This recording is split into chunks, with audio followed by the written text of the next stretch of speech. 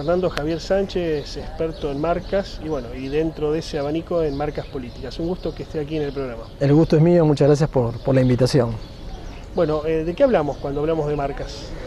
Y hablamos principalmente de crear significados, porque normalmente en general la gente asocia el término marca a algo comercial, a la etiqueta de un producto, a una estrategia de marketing, de venta, pero en realidad las marcas importantes, las marcas grandes, se especializan fundamentalmente en crear significados.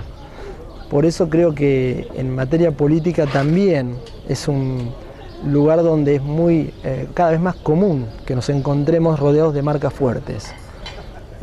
Yo creo que nadie puede discutir hoy que ya los partidos políticos no tienen preponderancia alguna, es decir, de hecho cada vez vemos más en los currículum de los candidatos que la pertenencia a un partido político va como en un segundo plano. Se habla más de espacios, se habla más de alianzas, de frentes, porque en realidad se está diciendo que no hay una pertenencia partidaria muy importante, porque a lo mejor ya no tienen un significado, un significante tan importante como lo tenían, por ejemplo, en 1983. Claro. O quizás también, ¿no? Pienso en voz alta para dar una sensación de volumen, a veces a veces no se lo tiene. Para generar lo que llamamos una marca de respaldo, apalancarme en la marca del partido político, claro. Usar determinados atributos que están asociados a esa marca, puede ser el escudo, hasta colores, o el mismo nombre, para apalancar y crear un candidato o una candidatura. Pero yo te diría que el fenómeno marca lo estamos viendo en estos momentos, a partir de los resultados de estas elecciones primarias, donde yo creo que el 24 de junio se sabía que esto de alguna forma iba a pasar. ¿Qué pasó el 24 de junio? Es el día que Cristina decide aceptar la candidatura. Claro. Yo creo que en ese momento los que están estudiando los temas y los que analizan en profundidad se dieron cuenta que íbamos hacia esta polarización, que en realidad más que polarización es la pelea perfecta entre dos marcas que se vienen trabajando muy bien, y que cuando Cristina dijo yo acepto la candidatura es como que se armó el cuadrilátero, se armó el teatro donde van a actuar estas dos grandes marcas, o se armó la góndola donde yo voy a tener dos productos o dos marcas muy claras para elegir. Esto que vos estás diciendo me suena conocido, ¿no? En el ámbito político se hablaba de una suerte de pacto tácito, si uno quiere, entre el macrismo y el kirchnerismo. Tal vez, o las circunstancias dieron que estos... Porque fíjate que pasó, hace 2 años tuvimos una elección para presidente, pero no estaba Cristina. Claro. Y ahora tenemos una elección de medio término donde está Cristina y del otro lado no está Macri, pero evidentemente las dos marcas han jugado un papel importante. El 70% de la población, o más del 70%, es decir, la gran mayoría del país está votando en función de estos dos grandes significantes. Por un lado el kirchnerismo y Cambiemos, ¿no? Que son consecuencias también de lo que pasó en Argentina en el 2001. Acordate lo que había pasado con la política, con el que se vayan todos. Y Néstor Kirchner, que fue buscado por Eduardo Duhalde, fíjate que a los dos bandos, claro, por llamarlo de alguna forma, a las dos marcas, para no ser reiterativo, lo fueron a buscar. A Kirchner lo fue a buscar Eduardo Duhalde.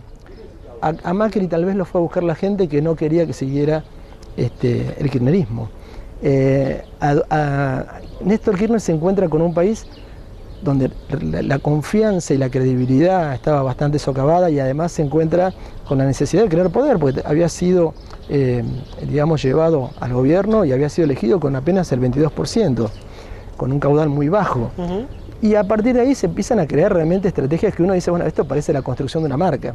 ¿Por qué parece una construcción de una marca? Porque se empezó a trabajar en lo que a las marcas más les cuesta lograr, pero que cuando lo logran tienen un valor enorme, que es el significado.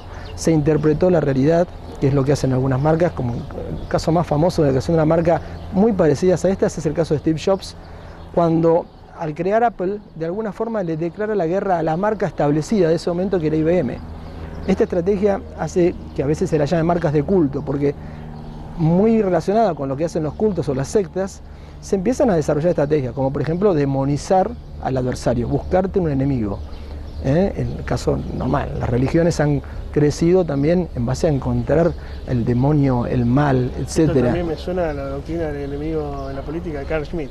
También, sí, hay algo. De las marcas tiene que ver de alguna manera con ayornar viejos conceptos políticos. No, siempre tiene que ver con una construcción de crear significados en una sociedad que en un momento determinado necesita algún tipo de guía o de faro.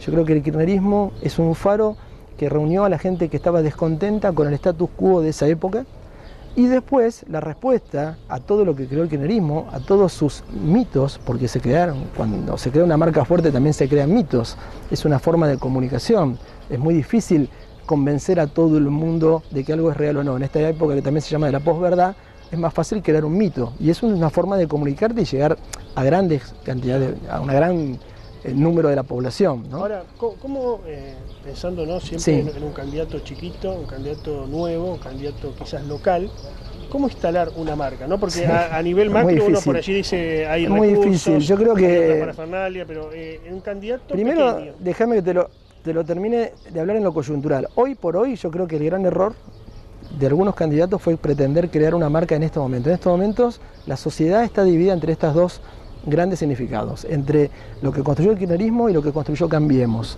Cambiemos también, fíjate que nace como una respuesta al kirchnerismo, y que en vez de descansar en la figura del líder, a diferencia del kirchnerismo que lo centraliza todo en la figura de Néstor y ahora de Cristina, Cambiemos lo hace en base a un trípode que tiene que ver con el PRO, que fue un partido político local, es decir, surgió como una fuerza dentro de la ciudad de Buenos Aires.